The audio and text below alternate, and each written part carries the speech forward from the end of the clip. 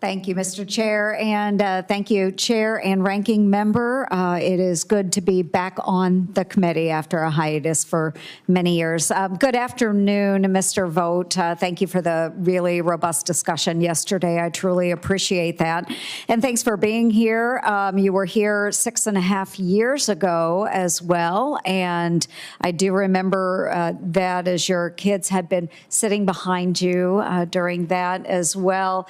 And one of my colleagues had very inappropriately questioned you on your faith as part of your first confirmation hearing before the Senate. And I just want to commend you because during that period, you handled yourself with extraordinary grace. And so I truly appreciate that. And I just want to be on the record as stating that I think people of all faiths should have a place in the public square. But thank you so much, and what a great example for your children.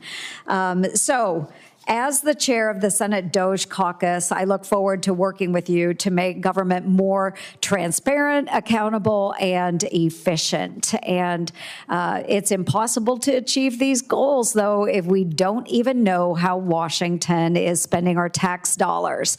During my time in the Senate, I've passed numerous laws to do just this. One requires the Department of Transportation to report all projects that are $1 billion over budget or 5 years or more behind schedule. Another requires the Pentagon to put a public price tag on all R&D projects funded with taxpayer dollars. Despite numerous laws being passed, these were passed and signed into law, agencies have been completely ignoring the mandates. And likewise, the bipartisan law that originated in this committee requiring all government spending to be disclosed in a searchable public website, usaspending.gov, is being circumvented by bureaucrats who are hiding billions of dollars of secret spending awarded as other transaction agreements, or OTAs, from USA Spending. As director, what actions are appropriate to compel agencies and recipients of taxpayer dollars to comply with these laws, and how will you prioritize ensuring compliance? It's a great question, Senator. It's one that we will definitely take note of and make sure that we are, when we're setting up on the management side, these apparatuses, but also on the budget side that works intimately with the agencies, that they're not allowed to get away with these types of gimmicks. Okay, and I look forward to working with you. Will you also require agencies to start reporting OTAs to usaspending.gov? We will definitely abide by the law and make sure the spirit of the law is executed as well. And that is the spirit of the law. Thank you.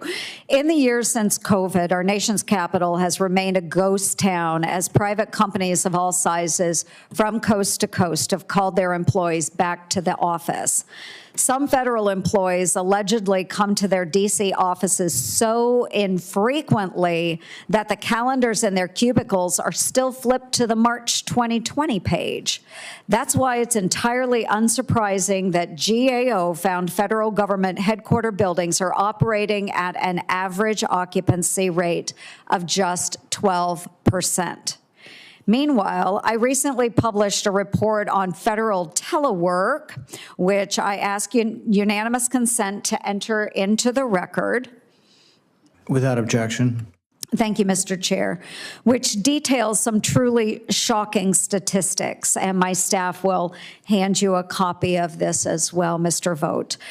Before COVID, just 3% of employees eligible to telework did so. Now, 6% of those employees say they report in person on a full-time basis. 6% showing up for work every day. Depending on the agency, between 23 and 68% of surveyed teleworking employees are boosting their salaries by receiving incorrect locality pay. Some employees claim to be working in D.C. while living more than 2,000 miles from their office. As you are aware, the Office of Management and Budget holds the critical responsibility of ensuring the federal workforce delivers meaningful results for the American people. Strong leadership from your office to correct the Biden administration's asleep at the wheel approach to federal workforce management would send a very powerful and much needed message to the rest of the government. To this end, I will ask a few key questions. First, will you share your daily schedule with the public? Yes. Congress has a set 60% utilization goal for your headquarters building and the headquarters building of each federal agency. What steps will you take to get each agency to meet Congress's goal? Well, I think we're going to make it a priority, and obviously you've heard through your DOGE leadership with the leadership of the president's DOGE that this is a major area that they're looking at. We're going to be looking at ways that OMB can come along beside and ask the right questions, both on the management and the budget side, to get a sense for how our agencies monitoring their own employees that might be benefiting from the DC pay rate when they're not living in D.C.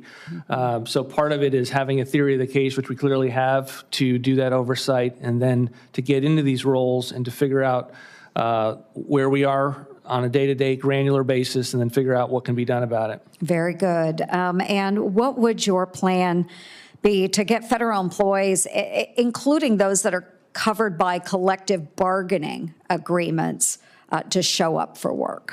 Well, we're going to take a look at the collective bargaining agreements. Obviously, we're aware of the extent to which the Biden administration is locking in or attempting to bind the Trump administration with these CBAs that last an extended period of time. I don't have anything to announce other than to agree with you that it's a concerning phenomena and one that we are looking at very closely. Very good. And I have a number of other questions as well. We went through a number of these yesterday in my office. I truly appreciate that. I could go on and on and on. I would encourage everyone, if you would like a copy, we may have some extra. But this is just the tip of the iceberg, Mr. Vogt, and I look forward to your confirmation and to working with you on these issues. Thank you very much. Thank you.